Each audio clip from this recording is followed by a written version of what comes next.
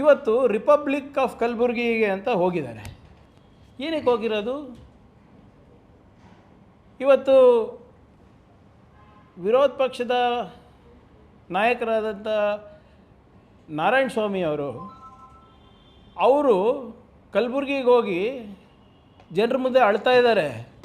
ನನಗೆ ಅನ್ಯಾಯ ಆಗಿದೆ, ನನಗೆ ದಿಗ್ಬಂಧನ ಆಗಿದೆ, ನನಗೆ ಮೋಸ ಆಗಿದೆ, ನನ್ನ ಮೇಲೆ ಅತ್ಯಾಚಾರ ಮಾಡ್ತಾ ಇದ್ದಾರೆ, ಅಟ್ಟಹಾಸ ಮೆರೆಸಿದ್ದಾರೆ. ಅವರು ವಿಕ್ಟಮ್ಮ. ನನಗೆ ಸ್ವಲ್ಪ ದಯವಿಟ್ಟು ನಮ್ಮ ಮಾಧ್ಯಮ ಸ್ನೇಹಿತರು ಸ್ವಲ್ಪ ನನಗೆ ಬಿಡಿಸಿ ಹೇಳಬೇಕು.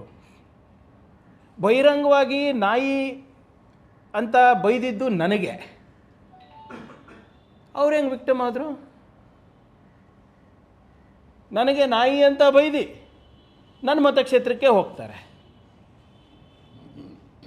ಅಲ್ಲಿ ಏನೇನು ನಡೆದಿದೆ ಅಂತಲೂ ಕೂಡ ಎಲ್ಲ ಸಾಕ್ಷಿಗಳು ಇವತ್ತು ತಮ್ಮ ಮುಂದೆ ಇಡಲಿಕ್ಕೆ ನಾನು ಬಯಸ್ತೇನೆ. ಆದರೆ ಅದಕ್ಕಿಂತ ಮುಂಚೆ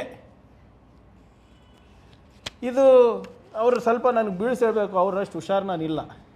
ನೀವೇ ಬೈದಿ, ನೀವೇ ಜನರ ಕಾಲು ಬೈಸ್ಕೊಂಡು ಮತ್ತು ಇವತ್ತು ಉಲ್ಟಾ ನೀವೇ ರ್ಯಾಲಿ ಮಾಡ್ತಾ ಇದ್ದೀರಲ್ಲಪ್ಪ.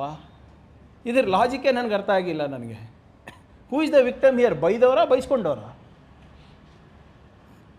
ಆದರೆ ಒಂದು ಭಾಳ ಸಂತೋಷ ಏನಂದರೆ ಇವತ್ತು ಎಲ್ಲ ವಿಪಕ್ಷದ ನಾಯಕರು ಕಲಬುರಗಿಗೆ ಭಾಳ ಫ್ರೀಕ್ವೆಂಟಾಗಿ ಬರ್ತಾಯಿದ್ದಾರೆ. ನನಗೆ ಭಾಳ ಸಂತೋಷ. ಅಶೋಕ್ ಅವರು, ವಿಜೇಂದ್ರ ಅವರು, ಸಿ ಟಿ ರವಿ ಅವರು, ರವಿಕುಮಾರ್ ಅವರು, ಮಾಜಿ ಮುಖ್ಯಮಂತ್ರಿಗಳು ಕೆಲವು ಜನ ಬಂದಿದ್ದಾರೆ. ಅಧಿಕಾರದಲ್ಲಿದ್ದಾಗ ಒಂದು ಸರಿ ಕಲಬುರಗಿ ವಿಸಿಟ್ ಇರಲಿಲ್ಲ ಇವ್ರದ್ದು.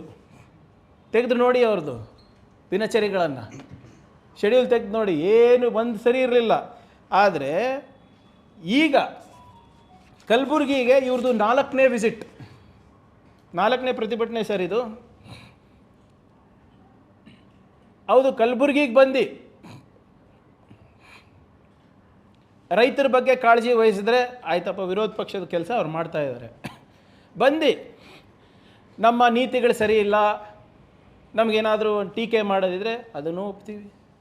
ಅಲ್ಲಿ ಬಂದು ಏನಾದರೂ ಒಂದು ಸರ್ಕಾರದ ವೈಫಲ್ಯಗಳನ್ನು ಎತ್ತಿ ಹಿಡ್ದು ಇಲ್ಲ ಹೀಗೆ ಮಾಡ್ತಾಯಿದ್ರೆ, ಹಾಗೆ ಮಾಡ್ತಾಯಿದ್ರೆ, ಸರಿ ಅಲ್ಲ, ಕಲ್ಯಾಣ ಕರ್ನಾಟಕದ ಜನರಿಗೆ ಅನ್ಯಾಯ ಆಗ್ತಾಯಿದೆ ಅಂದರೆ ಅದನ್ನೂ ಓಕೆ. 4 ಸರಿನೂ ಬಂದಾಗ ತಾವು ಪ್ರತಿಭಟನೆ ಮಾಡಿದ್ದು ಯಾರಿಗೋಸ್ಕರ? ಪ್ರಿಯಾಂಕ್ ಖರ್ಗೆ ಹಟಾವ್, BJP ಬಚಾವ್.